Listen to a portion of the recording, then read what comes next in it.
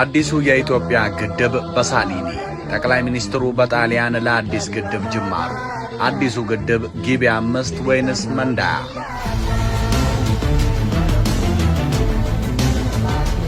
ኢትዮጵያ የጀመረቻቸውን ግድቦች ልትቋጭ ጫፍ ደርሳለች። በቀጣይ የሚገለጡ አዳዲስ የግድብ ፕሮጀክቶችን ብቅ ብለዋል። ጠቅላይ ሚኒስትር አብይ ከሰሞኑ ጣሊያን ገብተዋል። በጣሊያን ቆይታቸው ደግሞ የሳሊኒን ሥራ አስኪያጅ አግኝተው ስለ አዲሱ ግድብ ተወያይተዋል። ኮይሻን ያስጀመረውን የጣሊያን ባንክ ሳቼንም እንደሚያነጋግሩ ይጠበቃል። ይሄ ሁሉ ጥረት ታዲያ ለአንድ ነገር ነው፣ ሌላ አስደናቂ ግዙፍ የኃይል ማመንጫ ፕሮጀክት እውን ለማድረግ። ታዲያ አዲሱ ፕሮጀክት ማን ነው? ጊቤ 5 ወይንስ መንዳያ? ሰሞነኛ ጥንቅቅ ያለ መረጃ ነው። ሰላም የተወደዳችሁ ሰሞነኛ ቤተሰቦች፣ የኢትዮጵያ ህዳሴ ግድብ በመጪው መስከረም ይመረቃል ተብሎ ይጠበቃል። ኮይሻም ወደ 70 በመቶ ግንባታው ደርሷል። ስለዚህ ሀገሪቱ አሁን ሌላ ድንቅ ግድብን ለመገንባት ዙሪያ ገባዋን እየተመለከተች ነው። ጠቅላዩ በጣሊያን የሳሊኒን ዋና ሰው ያገኙትም ለዚህ ድንቅ ዓላማ ነው።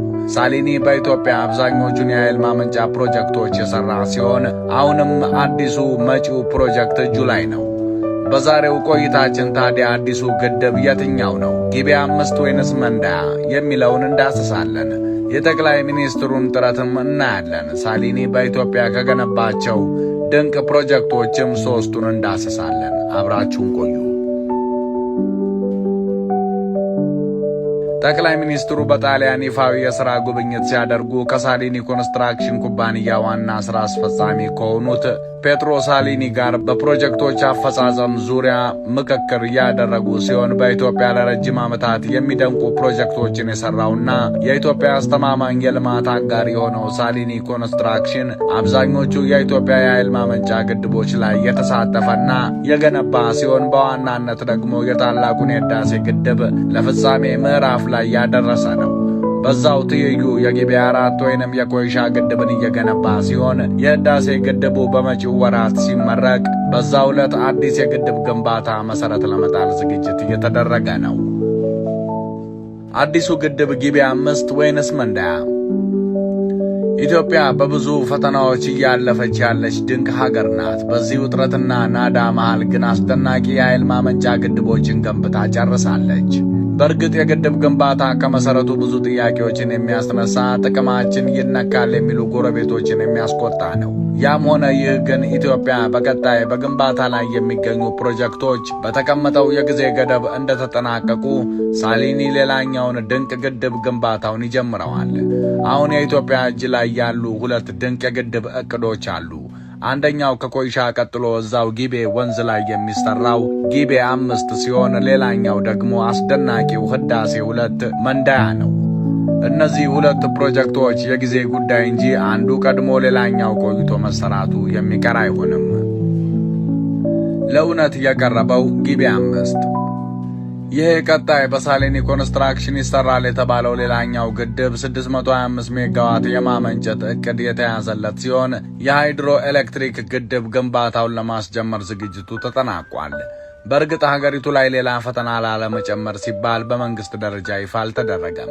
ነገር ግን ከወሳኝ ምንጮች እንዳገኘነው መረጃ ከሆነ ጠቅላይ ሚኒስትሩ ወደ ጣሊያን የዘለቁት አንድም በሳሊኒ ኮንስትራክሽን ኩባንያ ግንባታው በፍጥነት እየተከናወነ ከሚገኘው ጊቤ 4 ወይንም ኮይሻ የሃይድሮ ኤሌክትሪክ ማመንጫ ግድብ በመቀጠል ስለሚገነባው ጊቤ 5 የሃይድሮ ኤሌክትሪክ ግድብ ግንባታ ለመነጋገር ነው። አዲሱ የሃይድሮ ኤሌክትሪክ ግድብ ሲጠናቀቅ ታዲያ 625 ሜጋዋት ኃይል ከማመንጨት ባለፈ ግድቡ በአካባቢው ለታቀደው ገበያ ተኮር ሰፋፊ የግብርና ልማት ወይንም ኮሜርሻል አግሪካልቸር በቂ የመስኖ ውሃ የሚያቀርብ ግድብ ሆኖ እንዲያገለግል ታቅዷል። ግንባታው ሙሉ በሙሉ የጣሊያኑ ሳሊኒ ኮንስትራክሽን ኩባንያ የሚሰራው ሲሆን የግንባታ ወጪው ሙሉ በሙሉ በኢትዮጵያ መንግስት የሚሸፈን ይሆናል። ከሐሳብ የዘለለው መንዳያ ግድብ በኢትዮጵያ ቀጣዩ ትልቁ የሃይድሮ ኤሌክትሪክ ግድብ የትኛው ነው? መቼስ ይጀመራል? የሚለውን ጥያቄ ትንሽ አዳጋች የሚያደርገው የግድብ ግንባታ እንደ ግዝፈቱ መጠንና እንደ ፕሮጀክቱ ሰፊ የዕቅድ በቂ የአዋጭነት ጥናት፣ የገንዘብ ድጋፍና አንዳንዴም የጨረታ ሂደቶችን የሚጠይቁ በመሆናቸው ትክክለኛውን ጊዜ መናገር ከባድ ነው። በተለይም ደግሞ የመንግስት ቅድሚያ የሚሰጣቸው ጉዳዮችና የገንዘብ አቅርቦትም ሊለዋወጡ ይችላሉ። ሆኖም ባለው መረጃና ኢትዮጵያ ባወጣቻቸው የግቦች መሰረት ቀጥሎ የሚወጣው ሌላኛው ፕሮጀክት እዛው የአባይ ወንዝ ላይ የሚገነባው መንዳያ ነው። መንዳያ የሃይድሮኤሌክትሪክ ፕሮጀክት ከህዳሴ ግድብ ወራጅ ላይ በአባይ ወንዝ ላይ ሊገነቡ ከታሰቡት ግድቦች አንዱ ሲሆን ይህ እቅድ ተፋሰሱ ላይ እንዲሰራ የረጅም ጊዜ ስትራቴጂካዊ እቅድ የተቀመጠለት ነው። ፕሮጀክቱ ሲሰራ ወደ 2000 ሜጋዋት የሚደርስ ኃይል የማመንጨት አቅም የሚኖረው ሲሆን ይህም ለኢትዮጵያ የኤሌክትሪክ ኃይል አቅርቦት ትልቅ አስተዋጽኦ ያደርጋል። ግንባታው በፈረንጆቹ 2027 ዓ.ም ተጀምሮ በ2035 ሙሉ በሙሉ ሥራ እንዲጀምር እቅድ ተይዞለታል። በእርግጥም አሁን እየተሰሩና እየተጠናቀቁ ካሉ የግድብ ግንባታዎች ቀጥሎ ትክክለኛ የጊዜ ሰሌዳ የተቀመጠለት ፕሮጀክት መንዳያ ነው። ኢትዮጵያ ትልቅ የውሃ ኃይል አቅም ያላት ሀገር በመሆኗ ወደፊትም ሌሎች ግድቦችን የመገንባት እቅድ አላት። ከእነዚህም መካከል ግን ፐብሊክ ፕራይቬት ፓርትነርሺፕ ሊገነባ የታቀደው መንዳያ ግድብ ነው። የዚህ ግድብ እውን መሆን በቅርቡ ማለትም የኢትዮጵያ ህዳሴ ግድብ በሚመረቅበት ወቅት ይፋ ይደረጋል ተብሎ ይጠበቃል። ሳሊኒ የገነባቸው 3 ድንቅ የኢትዮጵያ የኃይል ማመንጫ ፕሮጀክቶች። ሳሊኒ አሁን አዲሱን የኢትዮጵያ ግድብ ከመጀመሩ አስቀድሞ ለረጅም ዓመታት የግንባታ ብቃቱን በተለያዩ ፕሮጀክቶች አስመስክሯል። ከብዙዎቹ በጥቂቱ የምንዳሰስ ሲሆን ከሰራቸው ፕሮጀክቶች ምርጥ 3ቱን መርጠን እናያለን። አንደኛ፣ ጣና በለስ የሃይድሮ ኤሌክትሪክ ኃይል ማመንጫ ፕሮጀክት። ይህ የጣና በለስ የኃይል ማመንጫ የሚደንቅ ሆኖ የተሰራና በጠቅላላ ወደ 460 ሜጋዋት ኃይል የሚያመነጭ ብሎም ከ140 ሺህ ሄክታር በላይ መሬትን በመስኖ የሚያለማ ነው። ግንባታው በፈረንጆቹ 2005 ተጀምሮ በ2010 ተጠናቆ አገልግሎት መስጠት የጀመረ ሲሆን የግድቡ አይነት ለየት ያለ ነው።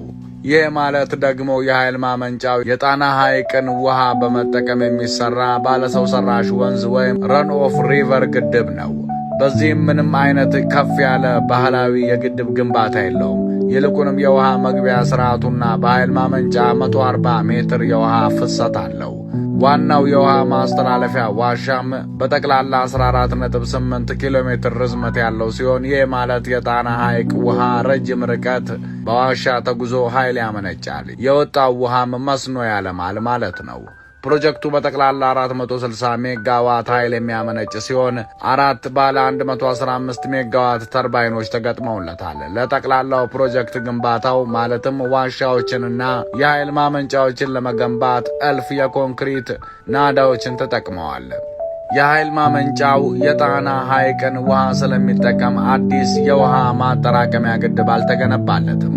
በግንባታው ወቅት ብዙ ሺህ ሰራተኞች የተሳተፉ ሲሆን ለግንባታው ከባድ የቁፋሮ ማሽነሪዎች፣ የጭነት መኪናዎች፣ የዋሻ ቁፋሮ ማሽኖች ጥቅም ላይ ውለዋል።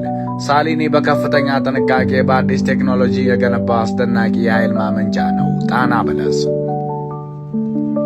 ሁለተኛ፣ ግልገል ጊቤ 3 የሃይድሮ ኤሌክትሪክ ኃይል ማመንጫ ፕሮጀክት።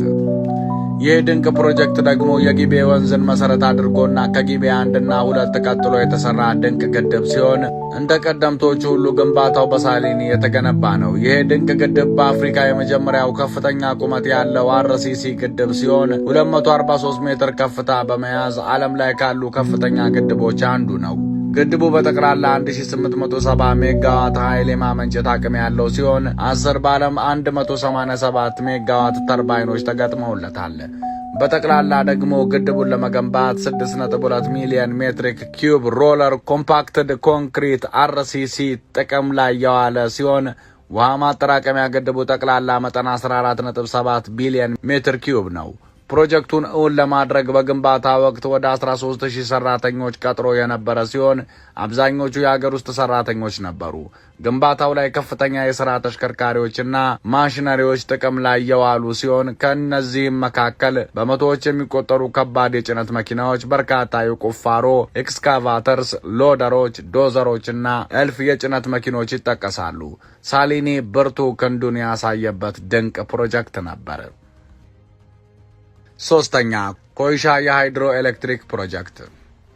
ከአዲስ አበባ በ540 ኪሎ ሜትር ርቆ በደቡብ ምዕራብ ኢትዮጵያ ክልል ኮይሻ ወረዳ ግንባታው እየተከናወነ ያለው የኮይሻ ግድብ የኦሞ ወንዝን መሰረት አድርጓል።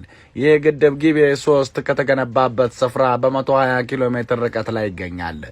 ኮይሻ የውሃ ኃይል ማመንጫ ግድብ ከባህር ጠለል በላይ 783 ሜትር ላይ የሚገኝ ሲሆን 201 ሜትር ከፍታ ይኖረዋል። ኮይሻ የተጀመረው በፈረንጆቹ 2016 ሲሆን በዚህ ዓመት መጀመሪያ ላይ ፕሮጀክቱ 65 በመቶ ያህል መጠናቀቁ ተዘግቧል። ሙሉ በሙሉ ስራ የሚጀምርበት ጊዜ ደግሞ በ2026 ወይንም በ2027 ነው ተብሎ ይጠበቃል። የግድቡ ከፍታ 175 ሜትር አርሲሲ ግድብ ሲሆን ጠቅላላ ኃይል የማመንጨት አቅሙ ደግሞ 2160 ሜጋዋት ሆኖ 8 ባለ 270 ሜጋዋት ተርባይኖች ተገጥመውለታል። በበርካታ ሚሊዮን ሜትር ኪዩቢክ ኮንክሪት ጥቅም ላይ እየዋለ ሲሆን ሲጠናቀቅ አስደናቂና የኢትዮጵያ ሌላ ከፍታ የሚሆን ፕሮጀክት ነው። ግድቡ ሲጠናቀቅ በጠቅላላ ወደ 6.1 ቢሊዮን ሜትር ኪዩብ ውሃን መያዝ የሚችል ሲሆን ግንባታው ላይ ከ15000 ሰዎች በላይ እየተሳተፉ ነው። ይህንንም ፕሮጀክት እየመራው ያለው የጣሊያኑ ሳሊኒ ነው። የተወደዳቸው የሰሞነኛ ቤተሰቦች ሆነም ቀረም አዲሱ የኃይል ማመንጫ ሊገነባ ጫፍ ላይ ነው። ይህንን የሚሰራው ደግሞ ሳሊኒ መሆኑ እውን ሆኗል። መጪውን አብረን የምናየው ሲሆን አብራችሁን ስለቆያችሁ ምስጋናችን ከልብ ነው። ሰብስክራይብ በማድረግ ቤተሰቡን እያልን እንሰነባበት። ሰናይ ጊዜ። ሰላም በምድራችን ላይ ይስፈን።